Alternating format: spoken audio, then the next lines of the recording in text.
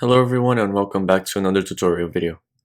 On this video, we're at our animated videos tool and we're going to be seeing on how to work with images and also image holders. So to start off, we're going to start with image holders. They're going to be right here on your library. You can just click on the plus icon and select a image holder that you want. You can also open all to see all the image holders at once. You can choose any. For example, I'm just going to choose this TV over here. It's going to take you to this page where you can see all your uploaded images. If you don't have any images over here, you would have to upload it on your images. But once you do, you can just click on it. You can resize it over here and replace it as you would like, just like so. And once you get it to a point where you like it, you can just click insert with this image and your image will be inserted all together. You can move it around.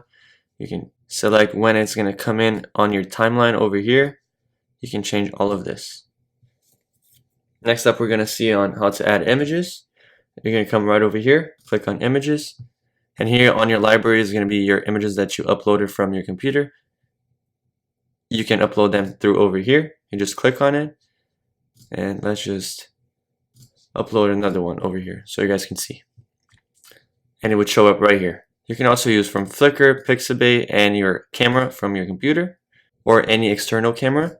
To insert an image to your slide, you can just click right here. You can select it and click right here. You can also select multiple and click at once. They will be both stacked up like this. I'm just going to delete it.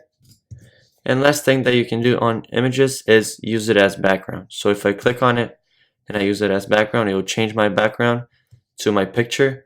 And I can add other pictures to it. For example, if I just click on insert image, it will add on top of it and I cannot move the background at all. This is going to be it for the video.